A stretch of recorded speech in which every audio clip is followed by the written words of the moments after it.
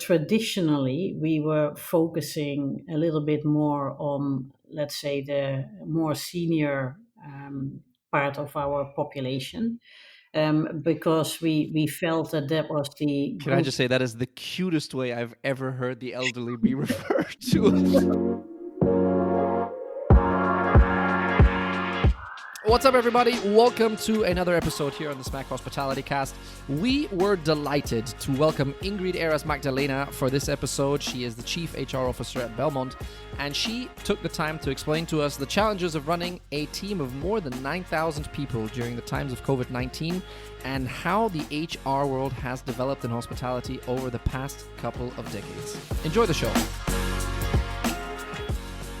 Okay, Ingrid, thank you for being on the show. I'm going to start with a very simple and very easy question. From an HR perspective, how much of a nightmare have the past, let's say, I don't know, when did this all start? Maybe March. So, how much of a nightmare have the past 2.5, 3 months kind of been? Well, good. Yeah, thanks, Fritz, and good morning. Well, it's been a little bit longer actually. The nightmare. It started with us in January, because we have our hotels, trains, and cruises globally.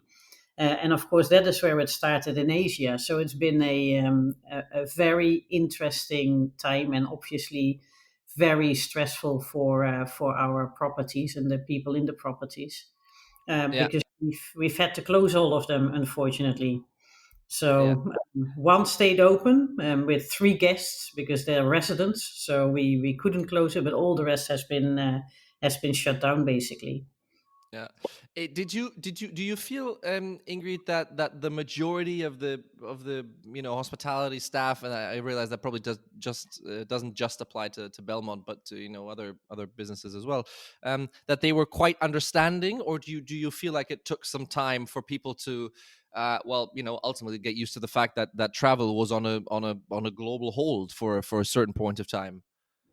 Actually, I think most people, they saw in their individual countries what was happening, and obviously that also made them understand that everything was coming to a halt, because everybody got very very worried about the spread of the virus. And even though people were hoping that this thing, including myself, I initially I thought it was only going to be a couple of weeks, but when it started to spread from the east to the west, slowly, it was clear this was going to be something that we were in for a bit longer. So, yeah, people have been pretty understanding, especially towards us. I mean, I've been very, very impressed with our employees globally, because they have really, really played ball, and they've understood that we've had to take some difficult decisions, which I can talk about a little bit more further on. Yeah. Ingrid, just to give me a brief idea, how many people are you responsible for at the moment, roughly? Well, we our budgeted FTE was 9,300 something. Yeah. And that is across the globe. So we have 46 products across the globe, and they include mainly hotels, but also quite a few trains and cruises, so riverboats. Yeah, and then I'm going to pick up on what you said just there. Of the 9,300 something people that you have in your team, can you give me just a brief idea of some of the difficult decisions that you've had to take? Because I imagine there must have been one or two, with reducing hours, potentially having to let people go. What's been some of the tougher decisions that you and your team in the head office had to make? Well, I mean, we because we are in so many different countries, it really differed by country. So first of all, we decided to close the products, and when we closed, we then worked. We worked very, very closely with the general managers and the divisional leaders across the world, because they're the ones that know best. So we've told them, look, if the hotel closes or if the train or the cruise closes, who do you still need to do certain things? Because when a hotel closes, not everything suddenly stops. You still need to maintain the property. You still need security there. You still need to maintain gardens, and you need to make sure everything remains clean and safe. So we've asked all the leaders to tell us how many people do they need, which we called the business continuity team. So how many people do they need to keep working? And then all Right. the rest, there we looked and said, okay, if there is government support in place, like in the UK, you have the furlough scheme. In Italy, you have something called FIS. In Spain, you have something called ERTE. So in some of the countries, there were these schemes in place. So we have applied for them. And then, if we could, we continued to pay people their full salary. In some countries, we could not because we're not allowed to. It's legally not allowed. And Hmm. where we could, we did. In other countries, like especially like in places like Asia, in Mexico, in Peru, there is no government support, nothing. So there we decided month by month how we would handle the situation on salaries and wages. And for quite some time, actually up till May, we decided to continue to pay people. So even though they were not working, we kept them on their base salaries Mm. because it's very tough. If there is normally when you would terminate someone, they would have a different place to go to possibly start working there. But Sure. but Sure. now there wasn't. So we felt that as a company, we had to make sure that we could make sure that they can put food on the table for their families. Yeah. And we did that for as long as we could. So it's only recently that we've started to actually go into severance or redundancy situations in some countries. So that's what's happening at the moment. I mean, this sounds like many sleepless nights just getting a head around what are the regulations and the new rules in the different countries. Yeah, you Um, could say so. how big is your team, or how big was the team to actually be able to get an overview um, of all the regulations and put everything in place? Was Well, yeah. there some areas where it was maybe more transparent and easier for you to understand because the government was very clear in what the new processes are? Well, let me first answer the first part. So, getting all this data together, we are, as an organization, we're quite lean. So, we don't have a lot of people in HR. So, HR had worked together very, very closely with legal. So between the two teams, we had, I would say, four people plus the leader in legal and myself actively and very intensely working on this. We worked together with the local HR. But because the government changed the legislation considerably across this period and very rapidly, and to answer your second part, it wasn't always clear. That made it actually quite complicated to get all the information there. So actually, Italy was the clearest, to be fair, from the beginning. But I must say that that was a huge challenge to understand. Across the globe in every single country, what aid was or became available, and then also what were the implications of that. Because in some countries, if you use government aid, that also means at the same time that you protect the employees for a long term for potential severance or redundancy, and that of course is very good for the employees. But for a business, if the business doesn't come back at some stage, you need to take a decision, and that was for us to get to grips to that. It indeed brought quite a few sleepless nights. Definitely, I can imagine.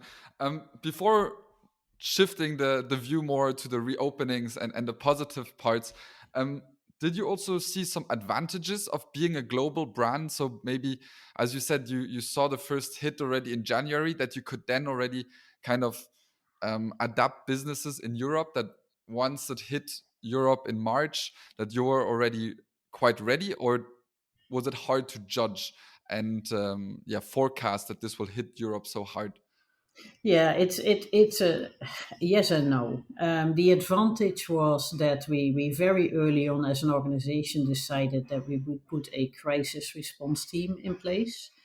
And so we started already in January, February to have weekly calls with a team of people that were from different departments and also included all the divisional leaders, divisional managing directors. And we did that because, not because we knew this was going to be global. I mean, if we would have known, we would have been better prepared, but nobody knew. But it was because we wanted to make sure that at least when it was still in Asia, that we took the right decisions in Asia. And when we then felt and saw it started to creep across the globe, of course, that was the moment where we jumped into much faster action. And so, were we prepared? Not completely, no.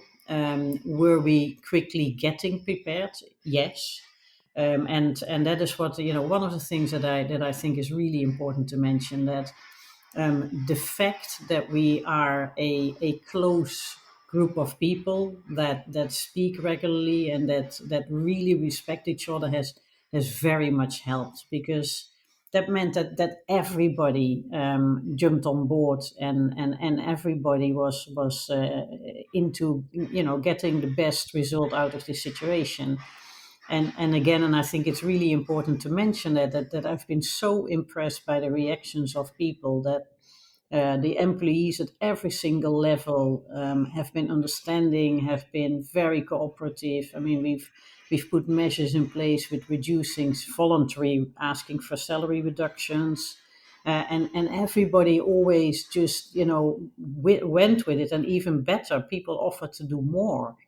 So there was a lot of camaraderie across the globe, which I think is great. And the other thing we saw, and that's maybe a silver lining before we go into the reopenings, the other thing we saw is that so many people stepped up to the plate in helping their communities. So we have so many examples of people doing that, and making sure that the people who were less lucky were looked after. And also internally, we did a lot of efforts in keeping people engaged, in making sure that their well-being is okay. We very quickly put up an online academy where everybody who was working or was not working had a possibility to develop themselves further, to stay up to date with what was happening. A lot of regular communications. There was so much that was very quickly put in place across the organization to just make sure that everybody felt, look, we're in this together and we want to get through this as well as we can. And honestly, that was a heartwarming realization. So there was not only bad things. There's definitely not only bad things coming out of this. There's also a lot of good and a lot of learnings across the organization. Yeah, that's incredible to hear, and I'm sure that the structures are evolving, and you will also, as you said, there's a silver lining, and you'll be able to benefit from a lot of changes in the future. Now, looking at, I read in the news that Belmond is opening their first properties. I think it's next week, if I'm not mistaken. Yeah, we're opening a couple of them. It's the week afterwards, I think. No, the 19th. You're right. The 19th are the first two properties in Italy. So the Cipriano and the Splendido, and then we go into a week afterwards into the US, and then in July we open quite a few more. Could So could you give us a bit of a insight in the process you guys had to decide, okay, we can now reopen our first hotels, and this whole preparation part, because I can imagine that must be, yeah, the next gigantic amount of work yeah. after the first part, reacting to the crisis, now restarting to restarting the business. Yeah, definitely. I mean, this is a very strange phase, I think, for everybody, because we're kind of in it half half. So in one part of the world, we're still in the middle of reorganizing and restructuring and terminating people and discussing with unions, and that's happening in one part of the world. And in the other part of the world, we are indeed getting ready for for reopenings. So perhaps just to answer the first part of the question, how do you decide where you reopen? What we did is every month we had asset reviews, so asset management reviews, that's what we call it. So with every single property, we had like 4 days where we spoke to every property to talk about what is your forecasted revenue and, where is that revenue coming from? Because if people were forecasting lots of revenue coming from places like the US and the UK and internationally, but the airports were still closed, then that is not likely that it's going to happen. So we really went through very, very detailed forecasting meetings to decide whether it makes sense to open. And in some of the countries, we have a large domestic market, and that is where we decided that we could potentially open earlier. In other countries, we don't. We're completely relying on international markets, and there we've delayed the openings to September, October, and sometimes even decided not to open for 2020. So that's how we got there, how we decided which properties to open. Now, what does that mean? It's you're right. It's a lot of work. So we've pulled together a guide which is focusing on what do we need to do to make sure that our guests feel safe. And there's of course, there's a lot of measures in place that have to do with hygiene, with safety, with training of the staff, with making sure that our guests feel that they can come to our properties and just be completely safe. But we also had to look at how do you bring the employees back, because that's another story. Because of course, there are many employees who can't wait to go back, but there's also those who are still scared, and they may not want to use public transport. And there's a variety of measures we had to take there. So it's a whole package of how do we make our properties safe and hygienic, and we work together with an external organization to help us drafting guidelines and literally place by place. So what do you do in a reception area? What do you do in a restaurant? And then look at it country by country, because again, there the legislations are different by country. So you're not allowed to do certain things in one place, and you are allowed to do certain things in another place. So it's been quite a bit of prep work, and then we issued the guides for both employees and for the operations. So now the properties are literally getting themselves ready. So making sure that they have everything ready and available to safeguard the guests, but also the employees. Yeah. Ingrid, I'm going to slightly divert from COVID-19 to a Sure, different area. sure. I obviously have to ask at least one question about how the whole integration or collaboration, whatever you may want to call it, with LVMH has been. Hmm. I remember when we were last in touch, it was still Belmond. Yeah. So I do want to get your take on how being integrated or connected with LVMH has changed things, or frankly, has it even changed things, or is it just a different scenario? Um, and your opinion on that topic as a whole, because I'm not spilling beans here if I'm saying that you were there when Starwood was slowly transitioned towards Marriott, and now you've been, and I realize the two are nowhere near comparable, but you've got your fair share of experience of changing ownership, if you so want. Can you give me a quick rundown on how that's been, and whether Belmont and Fat has even benefited from it? Because clearly, if there's one thing that LVMH stands for, it's clearly the aspect of luxury, and that I think goes in hand quite nicely with what you guys stand for at Belmont. Well, I mean, to start with the end, have we benefited? Absolutely. Let's start with that. Yeah. And that is in a variety of ways. One of them is linked to COVID, of course, because if we would have been by ourselves on our own feet on the stock market during this process, since we own all our assets, or the Yeah. majority of our assets, Yeah. we would have been in deep trouble. Mm. Now, with having an organization behind us and who is very supportive, that made a difference. So let's just from a purely financial point of view, a huge difference. Also from a people know LVMH as luxury, Yeah. and we are luxury. So from that, first of all, it's a very nice marriage of two companies. And yes, of course, it helped because it put us more on the market and on the map. People got to know us a lot faster through this, because when it was announced LVMH acquired Belmond, that had a huge impact. Now, perhaps it's the best way to compare it is perhaps not Starwood to Marriott, because I had left towards the beginning of that process, Okay. but I was very much involved, or actually I was leading the HR efforts when Starwood acquired Meridian. Okay. And that was a very good integration process, an acquisition and integration process, whereby Meridian was at that time fully integrated in the company as a separate brand, and structures were aligned. The whole brand was updated. So it was a full integration. And that is not how LVMH works. So LVMH is very much they acquire brands, companies that they absolutely believe in, and we're very happy and grateful that they decided to acquire us.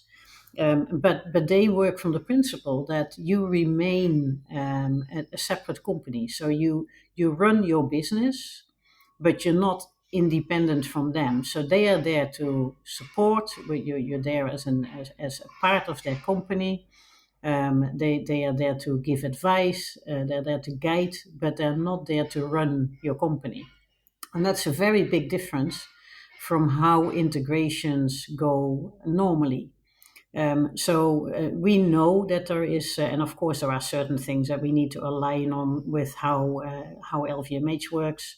But in principle, they've said from the beginning, you guys continue to run your company. That's what you're good at. That's why we acquired you. We believe you're doing a great job there. We can just add something to you and not take things away. And I think that's a very interesting way of integrating companies into your portfolio. And the experiences so far have only been positive. I cannot say I cannot fault them. Mm. They've been very supportive. The senior team makes themselves available. We have regular calls with them. We get their guidance. They learn from us, and we learn from them. So it's been a very positive process, and honestly, we're very grateful to be part of them. Yeah. Tell me, Ingrid, from an HR perspective, I would imagine, was there nonetheless that now you're obviously wiser because you know that the integration works, and for the reasons you've just explained, it was a good move for everyone. Was there, though, anyways some skeptic voices, and how do you, as the the person who ultimately the people will turn to, because you are in charge of the HR, how do you navigate through something like that? Because it's, as you said, it was a very prominent move. It was all over the press, not just the hospitality related press, but even the national press in Yeah. most cases.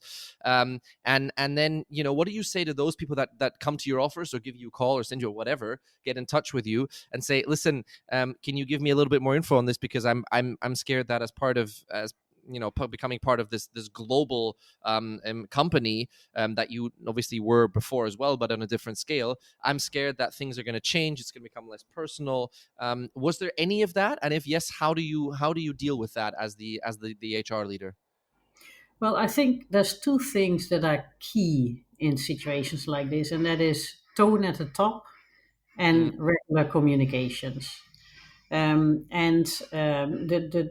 when we started the strategic review, of course, there was a bit of worry in the organization because there were sure. hundreds of companies interested in us, Yeah. and a huge variety. Then there was an extended review where with a limited group of companies, we had regular calls and we provided information, lots and lots of questions. Yeah. But the tone at the top, we did two things throughout the whole process, and that was throughout that process, but also after we knew it was going to be LVMH. That the tone at the top was always, whatever is going to happen, it's going to be for the good of the company. So that's always what we maintained as a tone. We never created panic. We never eluded. We're also a bit insecure about what's going to happen. We always maintained this voice of whoever's going to acquire us, nothing is going to happen with you at property level. Right. Right. Because hotels are hotels, and they need to be run. They need a GM, they need operational people, they need room Sure. attendants. So that's always been the tone. The second thing that we did is we kept all the employees up to date regularly, and that was through podcasts of our CEO of Roeland. Yeah. It was through communications through our intranet. It was through communications to the general managers, and then the general managers to their employees. So we always we maintained a very realistic, but optimistic but realistic. I need to say it that way: optimistic Yeah. but realistic communication to everybody across the globe. So if we didn't know the answer, we would just say we don't know. Yeah. Because of course there is uncertainty during that process. But I must say, throughout the whole process, there have been limited questions that I couldn't answer. Yeah. I think if you stay transparent and honest at the top, and that's the way you all decide to communicate, you're aligned and that's what you communicate, then the tone downwards in the organization through every single level will be the same. Yeah. And that's what we noticed. So, was of course have there been flaws, and did sometimes things go off a little bit, and did Well, yeah, people, of course. of course, but Yeah. overall, that's what we did. Yeah. Ingrid, if you don't mind me asking, I know this is a very impolite question, but how many years have you been in the HR world of hospitality? Oh God. Actually, in the HR world, only since 96. That's 24 years. So Before only 20. Yeah, I mean that's not. Yeah, Yeah, it's yeah, not of that course, yeah. long. Before that, I was in operations. So I grew up through operations, which I loved as well. Okay. So yeah, go on. Tell me, I was gearing up for this question yesterday the whole afternoon because I couldn't wait to ask this question.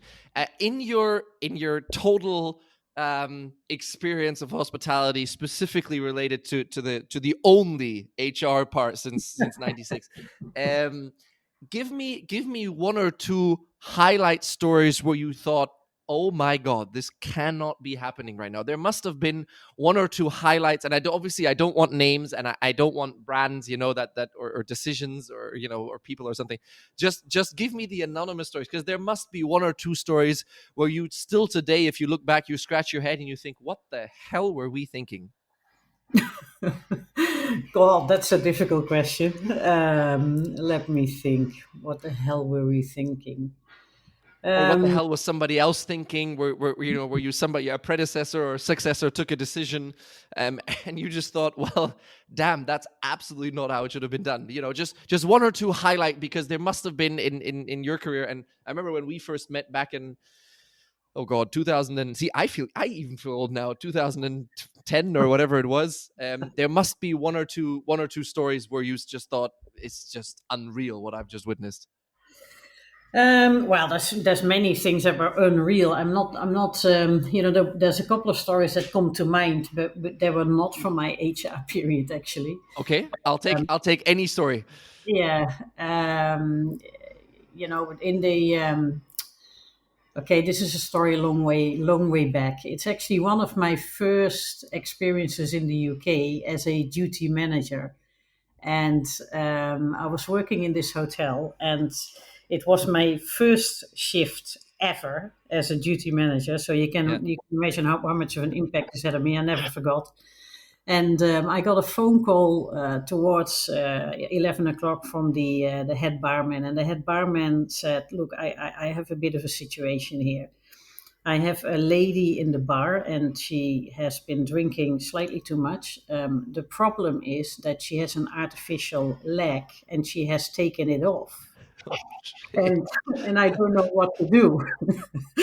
So there I was, the youngster on her first duty management shift, going into the bar and approaching this lady who was clearly not Well intoxicated. over the driving limit. Yeah. Okay. And so I tried to, so I told her, look, unfortunately, because you are over the limit, we are not going to serve you any alcohol anymore, and I need to ask you to leave. But I can see that you've taken your leg off. Can you please put that back?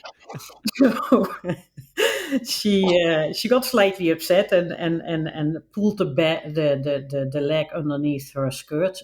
But at that time, those were, I don't know if that's still the same, but you needed to, it's like with a belt, so you needed to tighten them. And she didn't do that, so she stepped and of course she fell. Right. So I thought, okay, what can I do now? So I called, there was a police station behind the property. So I called the police station, said, look, don't come with six guys, please. Just Yeah. send one female officer and let her search her bag and perhaps bring her home, because no cab driver would take her, because they were all like, what are we going to do? Yeah. So I called so I called them, spoke to them, and of course they were bored out of their They came with 12 men. yes, they came with a little van with plenty of male and one female police officer. So the moment they entered the bar and they spoke to her, the lady, the legless lady, got very upset and actually started to swing with her leg around and hitting these Oh, guys. I mean, honestly, I was.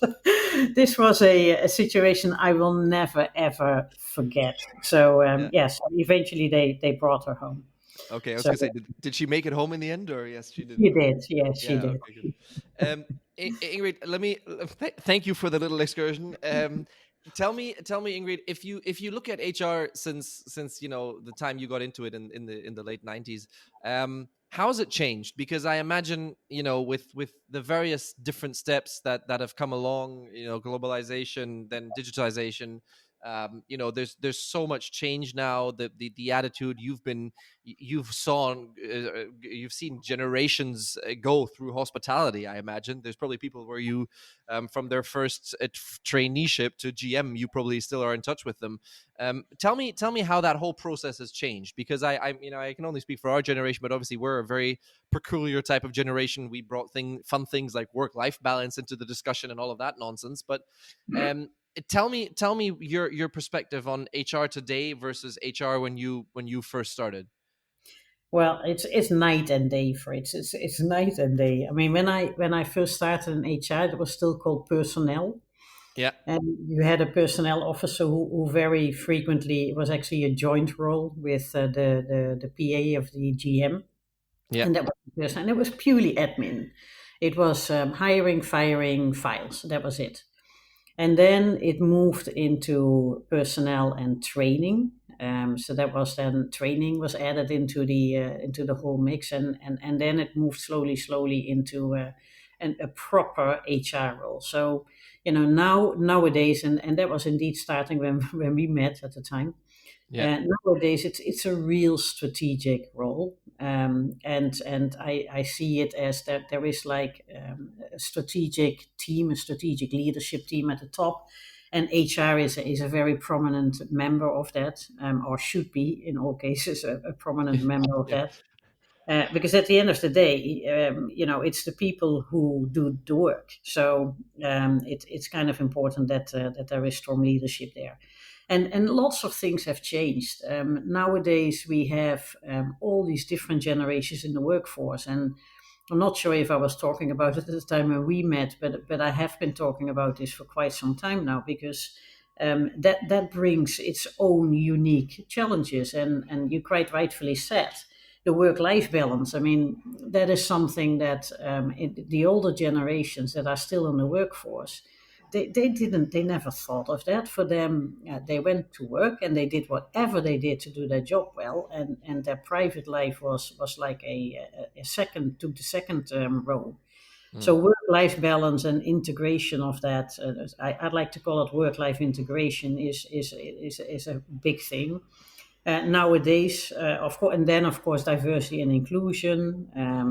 There is still some residue of the glass ceiling in place, I think, and Mm. diversity and inclusion has taken on a much bigger scope now. The different the gender issues, the identity, different identities that are there now, and well-being has taken a huge place now in the work of HR. And of course now, with all the changes with AI, with robotics, it's algorithms, data management, GDPR. It's become a very different kettle of fish. Yeah. So yeah, there is a lot of different things happening now that were not happening in '96 really. Ingrid, let me just throw in one side note on what you just said there, just to have your opinion on this. We don't want to get too political on the show, and for various reasons, obviously, because we don't want to step on everyone's toes. But in light of recent events and what you just said, the whole gender and racism and all of that whole cosmos of very sensitive and truly relevant HR topics. Explain, can you just shed some light on that for me as well, because obviously with what happened or what is happening in the US, or the recent events there, it seems like we are constantly reminded that every time we think that we've made some progress, and it's clear that women are just as, if not more, capable to take on certain leadership roles, and that obviously it should make no difference if you're black, white, Chinese, ginger in my case, whatever it may be. You should all get the equal chances. In your very professional opinion, how close are we to equality, or should I rather say, how far away are we from it? Wow, I find it very difficult to answer. Yeah. Um, in my personal life, I'm married to a lovely gentleman who is himself from the Caribbean. Yeah. And we still experience in our personal lives that we're not there yet, Mm. unfortunately. Yeah. In my professional life, we're not there yet either. But I do believe that there's definitely, I mean, from the company, we clearly we don't accept any racism or discrimination, and we think it's totally not done nor okay in the company. Do sometimes things happen? Yes, they do, because people are people. Right. And unfortunately, I think the world is definitely not there yet. But I think there's a lot of awareness. There is now a lot of people who dare to stand up for it and speak up about it. Mm. Diversity and inclusion, like you quite rightfully said, has taken on a much broader scope now. It is no longer only about the gender, but that there's a lot more at stake. But we've got years to catch up on. There is years to catch up on also, because some people from different races and cultures haven't had the opportunities to get the education in the past years, and may therefore not necessarily be readily available for certain roles. And Yeah. it doesn't mean they don't have they definitely have the intellect and the insights and I find very often that people who haven't studied actually have studied life and and have are street smart rather than book smart, and I think there's a huge opportunity for us to look into this further and to make sure that it actually is also put everywhere into practice. So are we there? No. But are we far away? No. I don't believe that either. I think the realization in most people is there that it doesn't matter whether, where you're from, what you believe in, what color you are, what gender you have. It doesn't matter what identity you have. It doesn't matter. People are people, Yeah. and this one thing, Fritz, and maybe for all the HR professionals that may be listening to the call, rightly or wrongly, I have never, ever looked at what someone's education is.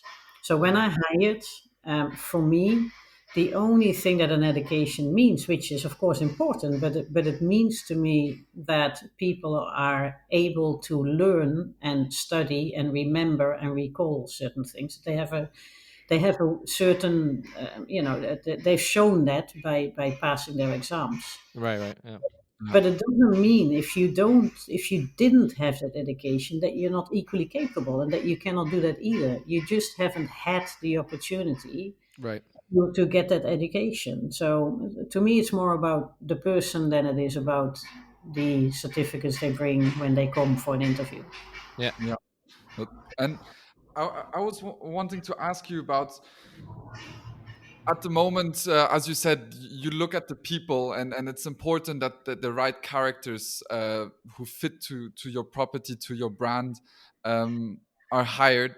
But when I look at the industry, and I just read a report last week about staff wanting to leave the hospitality industry more than ever, especially now with the new regulations and all of that.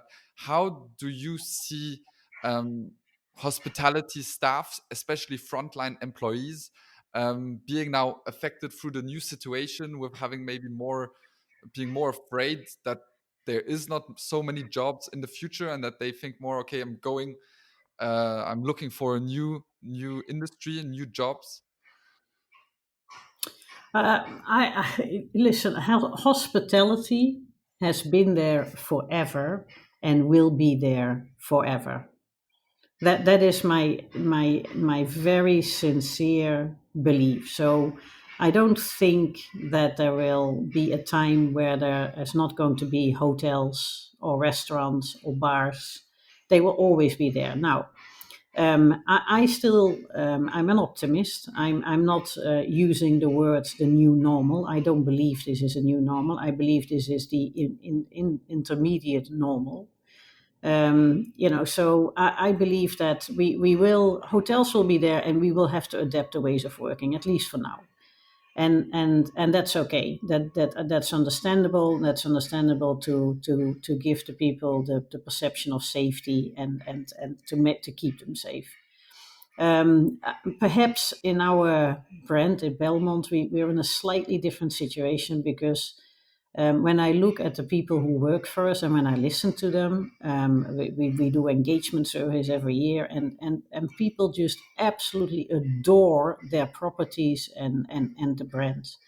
They have a very personal connection to where they work. And again, I'm an optimist. I don't believe that's going to change just because of what's happened right now. We have guests calling us, asking us, when are you opening again? We really want to come to you guys. We love it so much. We want to come. Now, will there be an effect? Of course, there will be. And will it take time before we get back to normal levels in the business? Of course. But I am kind of believing, not only hoping. I believe that, from an employee point of view, at least in our brand, the impact will be limited, because people believe in the property and they believe in the brand, and they've seen that we looked after them, and I sincerely feel that they will look after the guests and after us. Now, overall in the industry, does it have an impact? Yeah, it has an immense impact. The distancing, the social distancing, which is very different across the globe. Yeah. So in some places it's 1 meter, in some places it's 1.5, in some places it's 2. That has an immense impact, and for some businesses detrimental, and very, very sad. I mean, if you look at all the Michelin star, I mean, if you look at the Michelin star, and if you look at the smaller hospitality, if they need to keep the social distances, many of them will go bankrupt, and that will have Mm, a very bad effect on the world, mm, and very sad. Because again, I believe it's an intermediate thing. I refuse to believe that this is the new normal. Viruses have always been there, and they will always be there. We just need to find a way to deal with this that doesn't ruin so many people's lives. And if you look at the higher level restaurant, the Michelin level restaurants, there is no way that they can survive if they have to keep to the social distancing. If the payroll and the amount of people you need and the products you need to buy, it's just the cost are too high to be able to cope with that. So it will have an impact overall, absolutely. Yeah. But I think altogether, us, the industry, the governments, the scientists, we will all need to think this through and say, okay, how can we make this workable for everybody? Yeah. And for how long do we need to keep the measures in place, basically? Yeah, no, definitely. And I think it's how you said it also, it's building a purpose and a strong brand to your employees. Yes. This is very important. I would like to shift a bit the perspective from the employees to the guests, and Yeah. also to new kind of ways of getting inspired to travel. Now it's the time we're all still at home, and we are looking at where do we want to travel next. And you guys have introduced travel dreams, if I Mhm. augmented reality about inspiration. Could you tell me a bit, or tell us a bit more about um, why you guys have started this? Because it's more on the Instagram channel, but typically I would expect, luxury travel is maybe is it a different guest segment, or do you think that the older guest segment is also an Instagram? What was the inspiration behind it, and who do you want to talk to? Well, we want to talk. I mean, traditionally, we were focusing a little bit more on, let's say, the more senior part of our population, because we felt that was the Can I group. just say that is the cutest way I've ever heard the elderly be referred to, the more senior part of the generation. That was very well done, Ingrid. Thank you. Because we felt that perhaps these were the people that would enjoy our products most. But actually, we found over the years that over the last 5.5 years I've been with Belmond, that there's been a shift, and that what we do is our properties and products, they allow people to step back and give themselves a bit of time. In some of our trains, the Wi-Fi is not working, or only in certain carriages. Now, what does that mean? It means that people get the opportunity to actually create time for themselves and for their families again. And it looks like that all generations are now desperately wanting this. So we are trying to find ways to communicate with all of them. So not with a particular segment, but actually with all. Now, most of our properties are in, like you said, amazing places. I mean, we were at the entrance gate of Machu Picchu. We've got safari camps in Botswana. We are in a beautiful place in Cambodia, close to the temple Angkor. It's amazing, and these are places where people of all generations would love to. They love to travel there and take a step back and just enjoy being, creating time with their family and themselves. So the whole purpose of us communicating and marketing ourselves is to diversify also in our properties the guests that we have. So that's where it comes from. Yeah. Ingrid, let me ask one thing real quick, Ingrid. If you look at things like you just mentioned with the Wi-Fi and so on and so forth, is that even turning into something like a USP for you guys, that you are, in some cases a getaway where there is deliberately no access to the internet? Because I can tell you, for most of our generation, if you say no Wi-Fi, they don't even know what that looks like. It's not turning into a USP, but it could do. And it's not that there's no access. There is just specific places where you have Yeah. access. Well, yeah. Okay. Yeah. Yeah. Fair. Yeah. And Okay. it's honestly, in the beginning when I joined Belmont, I was totally against this, and I said you can't do this, and people want access, and everybody needs to have Wi-Fi connections, And I must say now, and I'm not a Gen Yer, obviously, or Gen Zer, No, but but close, close, close. thanks. But now I honestly think it's a blessing in disguise.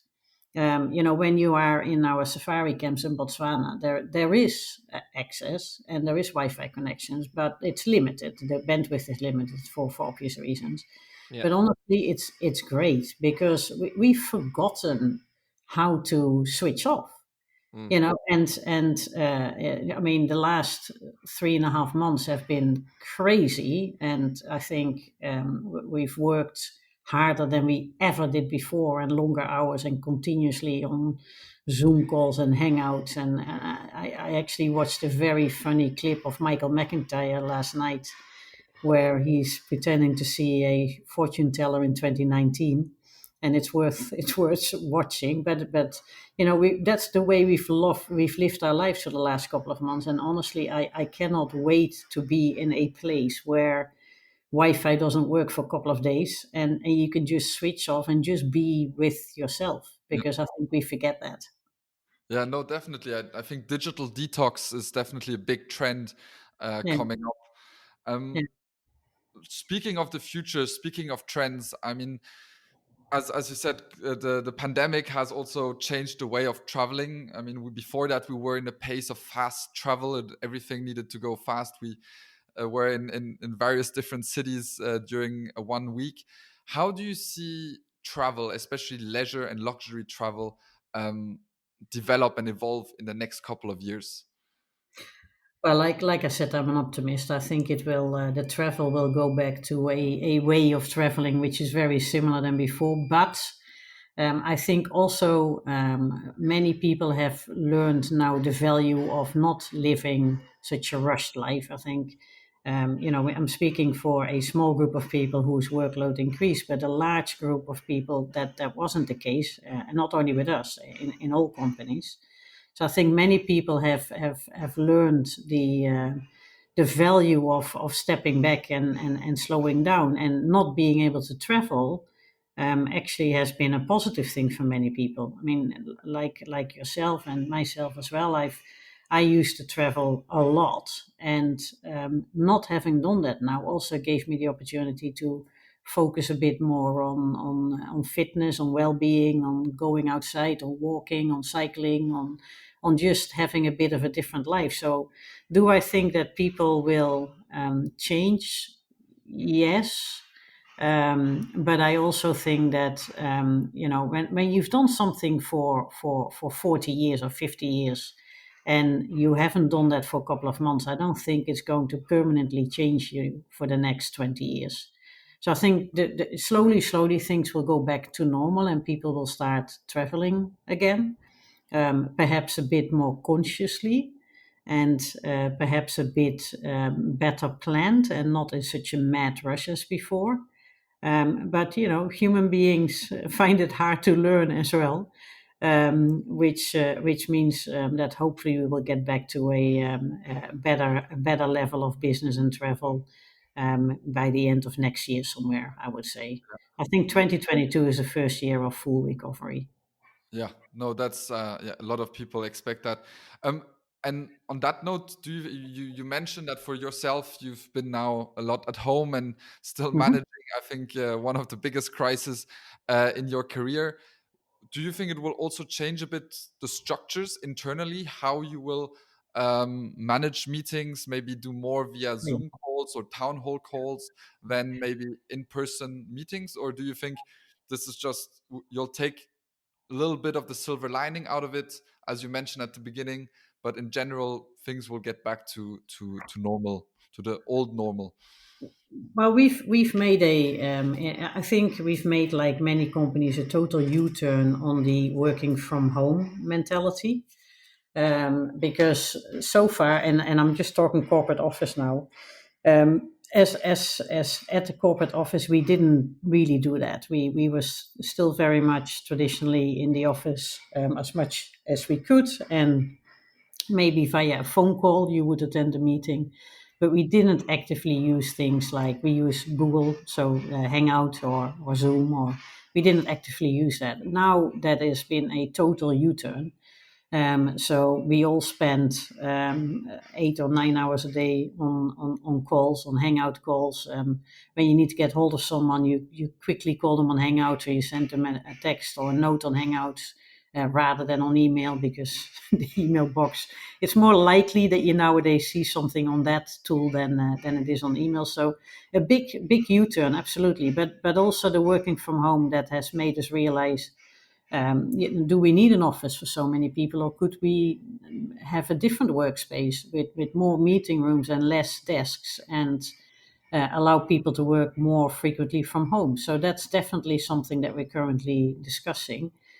Positives and negatives to that, of course. Negatives is it's very difficult to maintain the social network across departments. So what we found is departments by themselves very good, but we don't want to create silos. We the water cooler conversation between marketing, legal, finance, and HR and all is, that's more difficult to do now.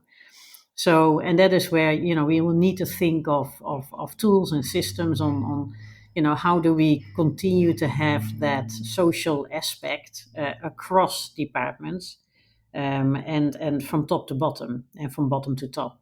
So that is the interesting thing now that we need to work out. How do we move forward? And our office lease happens to come up next year, so we're in a perfect situation to rethink this. Mm. Yeah, Ingrid, just like that, 55 minutes have passed. So Yeah. it's it's a breath of fresh air listening to you explaining your views and talking. We could continue this for 2 hours, but I would probably get in a lot of trouble with you and your following meetings. So I would rather be on good terms with both. We have a small tradition here on the podcast, Ingrid, where we always ask the same 3 questions to everybody that comes on the show at the end. With the request, we used to say for 1-word answers. We realized that never works, so we've expanded it to short-ish answers. Okay. So if you don't mind, we will end with that. I have a feeling I already know the answer to the first question I'm going to ask you, which is, my favorite part about hospitality is. You don't know. Stewarding. Oh, do That explain. Now that one I need to have explained.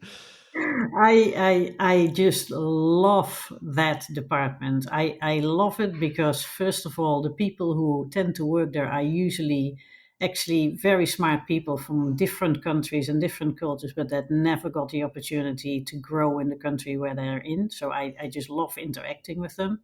And I just love it. All this, you see immediate results of your work. I think it's great. So I just love the whole thing about it. So stewarding. I'm going to be very honest. I did not expect that one. There you go.